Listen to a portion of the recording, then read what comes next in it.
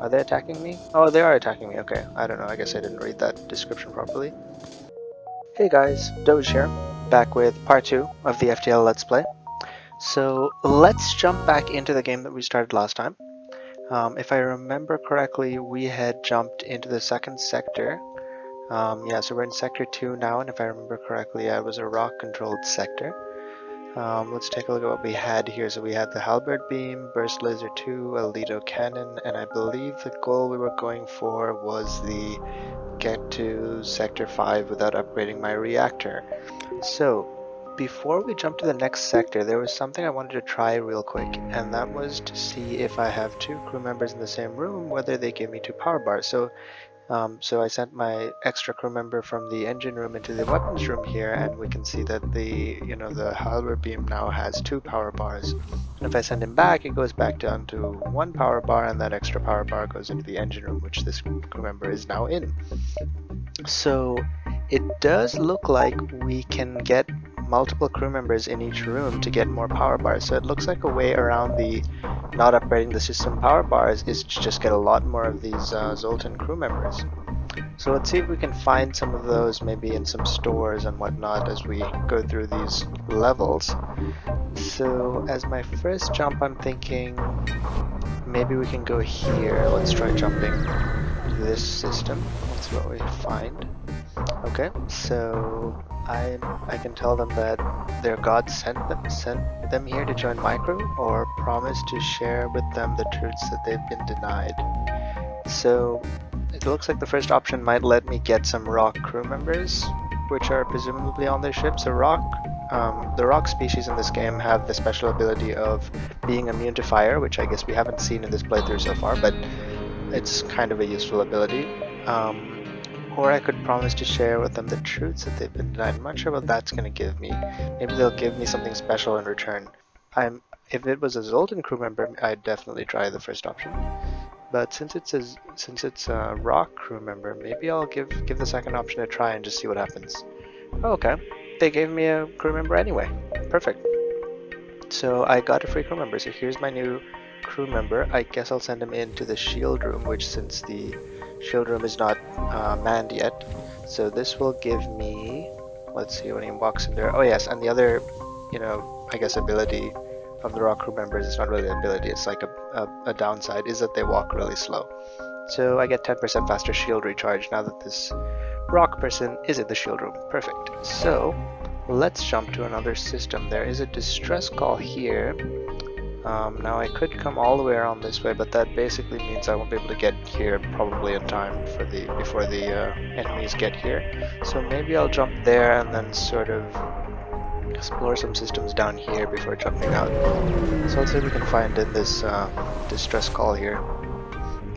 Coming from a small space station. The defense system has gone haywire. I can either help them or do nothing. So if I try to help them, I might lose some damage, but I might get something, or I might have to fight someone. Let me give it a try. Let's see what I can do. So I can fire on the defense systems from a distance. Sure, I guess it's my only option. Okay, so it looks like we were successful, and the people on the space station gave us these fuel, missiles, and a little bit of scrap. So that's cool. That turned out well for us. So let's jump down this way maybe, or maybe let's jump here. This looks like an okay spot. What do we have here? So slave trader. I can buy a slave for 41 scrap. It's a human though, so it's not, if it was a Zoltan maybe, but no. I can attack them or I can ignore them. So their weapons look like it's a laser weapon and a beam weapon, which is basically what most of the enemies had in the first part. So I think we should be able to take them on. So let me try attacking them and let's see where this goes. So I'm going to take my halberd beam, and again they only have one shield level, so I can hit them immediately with my halberd beam. And I am going to take out, maybe I can take out these 4 runes like that. Should do a decent amount of damage. Okay, weapons are disabled, or one of them is. Hopefully this only has 1 damage. Looks like it does, so it's not going to be able to get any damage on my ship. And they offer me a crew member, so I can either accept the crew member or keep attacking them. Now, even if I keep attacking them, it's possible I can get an extra crew member even if their ship gets destroyed. But this time, let's see, I mean, what can I do? If I get this crew member, there's not any other main systems that could use a crew member. The only two systems left are the doors and the cameras. So if I put a crew member on the cameras, I believe I'll be able to see inside their ship.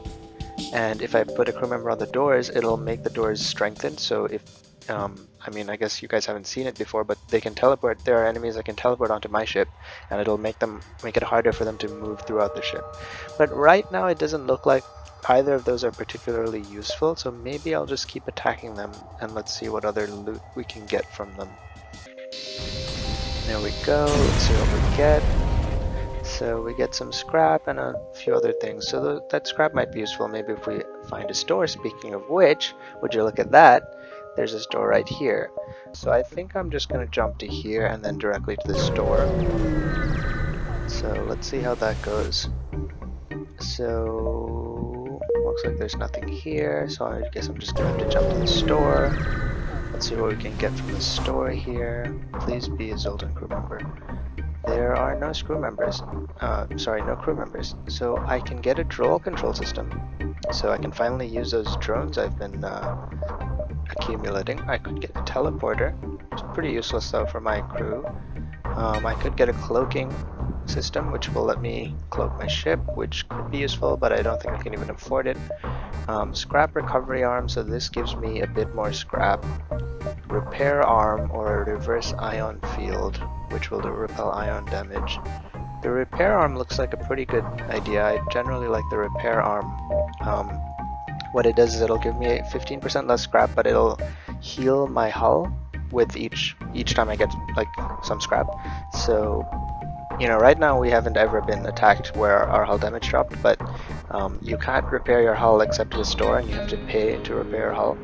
So this is a good way to repair your hull damage as you just work through different systems. That being said, we do have a hull repair drone, but that does cost us a drone part to use. And then there is a drone control over here, which actually does come with a combat drone Mark 1, which is not bad either. Although a drone control system is going to use up a bunch of power, which we don't really have. So maybe that's not the best use of our resources here, because, you know, if we had a lot of power bars, then yeah, I can definitely spend on the drone control system. But we don't, and these things down here, the augmentations, don't take up any power bars, so it's basically just for free. So maybe I'm just going to get the repair arm, and I will keep the scrap. And now also, now that I think of it, since we're not going to be able to easily support a drone system, maybe I should actually sell these. Or maybe if I get really rich, I can get the drone control system just to get the hull repair drone.